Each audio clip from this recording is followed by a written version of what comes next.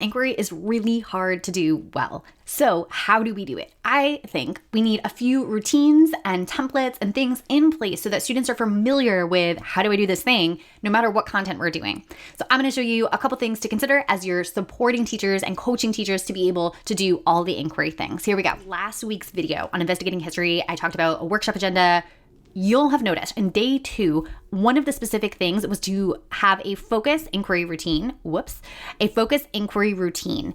And then you might have seen that there's a little screenshot here in a planning lens, optional breakout around inquiry routines. So I want to just kind of blow that up for you and look at what it is. Here is, and again, based on the investigating history curriculum, I think this is useful for any curriculum, but they have kind of 3 parts to an inquiry routine, including a launch. So this is where we launch the question, an investigation of sources, and then we have kind of a put it together phase. So I want to talk through just these 3 short pieces and then invite you to start thinking about how you would coach a teacher to do these things. For example, launching the question. I think having a question generation protocol like QFT, the question formulation technique, would be really helpful, but it can look like anything. Literally write a question on a Post-it note, put it on the board, synthesize verbally out loud as a class discussion.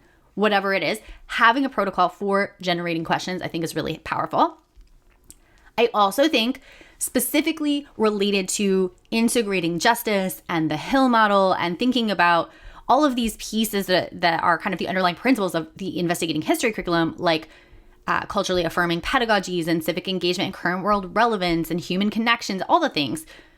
Current event connections are really huge. So giving a context to launch the question that is relevant and meaningful to students, which means we need to equip teachers to be able to talk about current events, select current events, and then present current events in a way that are going to generate questions from students, maintaining human dignity and a generative nature of conversation the whole time. So these are all areas for professional learning and development and support for your teachers. These are 2 pieces or things that I would think about creating, either templates or protocols for.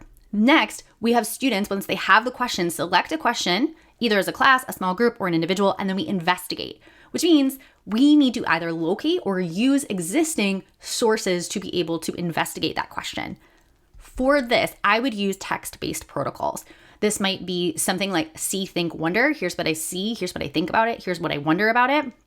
That's also great for actually launching the question as well. It might be a stop and jot. So I read a little bit, I jot a little bit down. It might be a gallery walk where I get a bunch of sources in one go of it.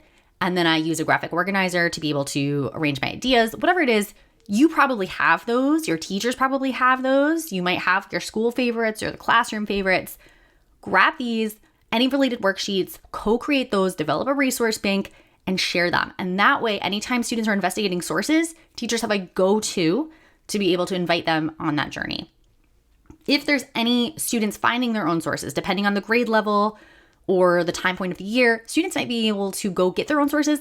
Any suggestions for like text libraries or a good starting point other than just Google is also a really good one. And then any graphic organizers for, how do we actually have a worksheet that houses all of that information when they find it, that's a good one too. Now, putting it all together, this could look a lot of different ways. So it could be a discussion protocol. It could be a sharing out protocol. So, okay, we've done research in groups and now we're all going to share out and present. Discussion could be a Socratic seminar where we're literally synthesizing verbally after we've looked at all the sources. It could be a formative assessment. So thinking about asking students to just quickly write something on an exit ticket. And it also, I think, should be and can be taking action. So this is a little bit longer than a quick exit ticket, but thinking about how once we launch the question, we investigate the sources, we put it all together. And a lot of times when we're doing justice-centered work or investigating problems in a community, it's like, okay, now what do? We have this problem statement. We know all this research about why it's a problem. What can we do to make it better? And so at least inviting the question of what can we do, ideally inviting students to then make a plan and actually take action, implement that plan to make the community better or address the problem. That one was a little bit different. Typically, I'm walking you through a template and I will link the agenda in the description so you can kind of see the bigger picture where an inquiry type of deep dive would be housed. But I think what you want to do as a coach or an instructional leader is think about what are the pieces that enable this to be better. And as you can see, I kind of focus on all of the pieces that relate to justice, relate to things like criticality, identity, joy, related to Goldie Muhammad's Hill model, thinking about inquiry in the larger scope of like, why are we doing this work? So bringing that all together, those are my recommendations. I'd love to hear yours and I'd love to hear how it goes. So let me know in the comments.